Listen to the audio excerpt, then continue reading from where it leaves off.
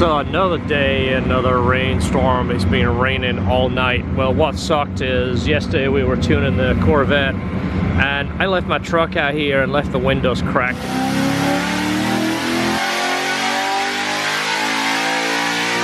Tuned wet. I wiped it down all last night, but it got all like water stains on here and it just sucks. I've got to put those little sunshade things on, so I'm going to clean this. Like I said, I dried it last night and then left it in the garage with the garage door open, left the AC on full for about an hour, and it dried it out. It hasn't got any smell in there, but it just sucks. This is the first time I've done it on this truck. I think I did it on the Red Sierra probably 4 times. I just don't learn my lesson. So the Corvette did fantastic. I am ecstatic the way the car turned out. It runs great. It sounds absolutely fantastic. I've owned a couple of LT4s and the LS7 just sounds better than anything out there, in my opinion. The LT4 has a slightly weird sound. The LS7 sounds like it screams. I mean, I'm gonna start editing that video now. I don't want the whole YouTube to be just vlogs, but I'm doing 10 in a row. I think this one is number 7, but I'm still doing the full-length videos. I'm still trying to put a whole format together to see what works. The vlogs are just kind of tell you what's going on day to day, and to kind of put some of the small jobs in there and kind of show you what's going on, because I can't make a valve adjustment video go for 15 minutes. It's a little boring.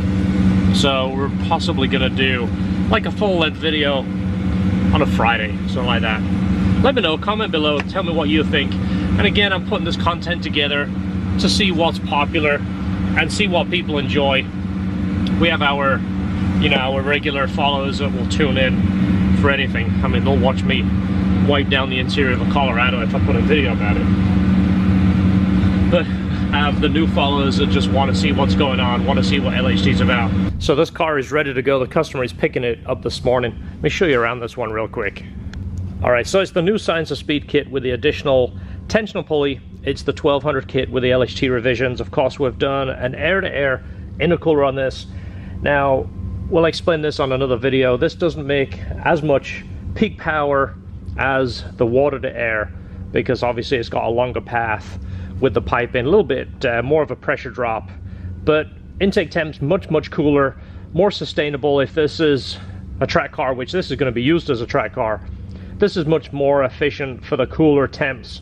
It's going to be down about 2 psi from air to water, just because, again, the pressure drop and the length of tubing and the intake temp differential is a little bit higher, but this one looks beautiful. Look at that.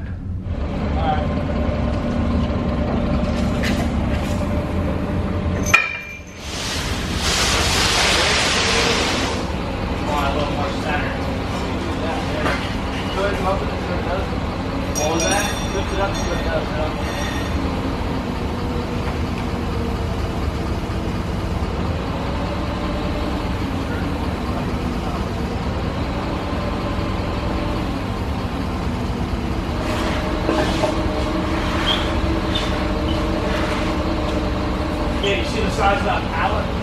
Yeah, it's like the screw two together and it takes up so much room. We couldn't get out a cherry picker under it to lift the motor. Right. So it's like, yeah, you're kind of stuck.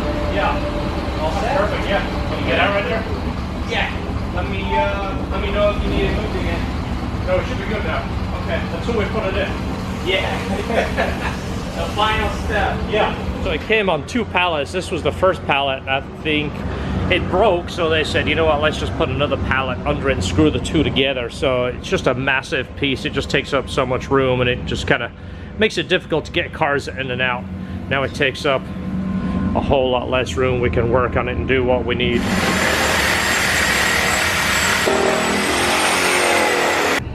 So this was just dropped off by our customer. He wants us to extend these. This is for a Porsche new Cayman GT4.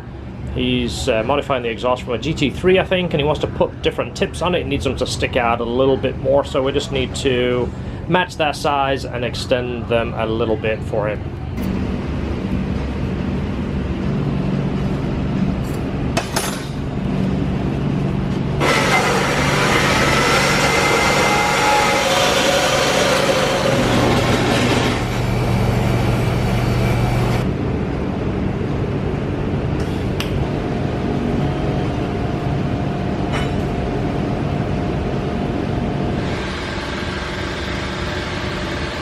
Alright, so the wind little deflect, whatever you call these, the rain drip sill things, they're pretty easy. They're just a glue-on piece.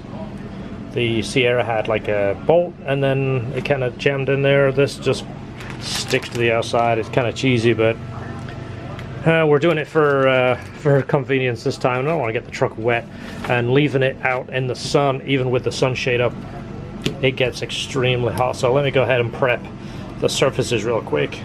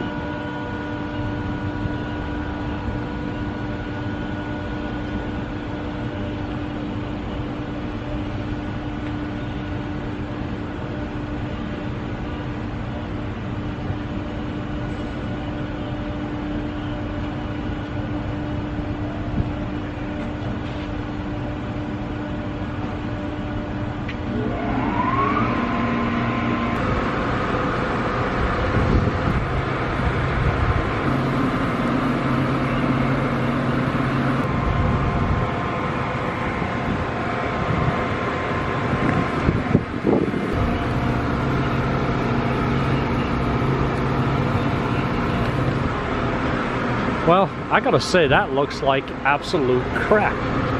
I'm almost shocked. This doesn't look like a factory accessory. This looks like an aftermarket eBay item. This is GM genuine stuff. I've had good luck with GM stuff in the past, but this looks like absolute garbage. It literally looks like I foamed a piece of plastic in the shop and glued it to the outside of the truck. It doesn't blend in. This over here, that there, that's sticking out there. I mean, it's got a, that's just, that looks like absolute garbage.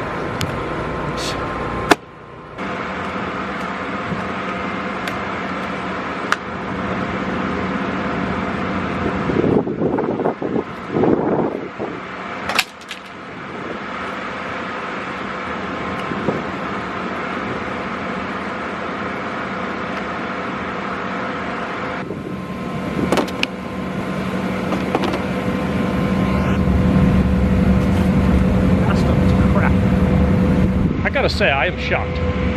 I don't care if you like whatever brand you like. That was garbage. That didn't look like it belongs on the truck at all. I mean, it should tuck under here and have a little tab that goes up here so it kind of forms on here like the Sierra had, but just glue into the outside like that. I mean, now I got like a tape residue on there. Imagine putting that stuff on and leaving it on for a couple of, oh, that's fantastic. All right, so that's what I was looking at. That's what I figured it would do. These are by WeatherTech. I think I might check these guys out. That's what I was looking for, to go under here. Obviously the one I had was way bigger. It wouldn't go under there. It was designed to go like all the way over here and into this plastic here, but that's the design I was looking for. I didn't realize it was gonna look like that. I mean, there's another picture of the OEM pieces. Look at that. It looks like an absolute afterthought. Colorado. And we're going to be taking a look at and showing you how to install these WeatherTech side window deflectors. Now these are installed. Look how much better that looks. Job of allowing interior heat to escape while cutting down on the wind noise. The wind kind of just ramps over it. Yeah, that's what I was looking for. And it's going to help deter any type of water or other debris from entering your window. If you just crack it down about 2 inches or less than 2 inches, then you're still going to have that fresh air coming in, but it's going to be a lot quieter, and it's going to make your ride a lot more enjoyable.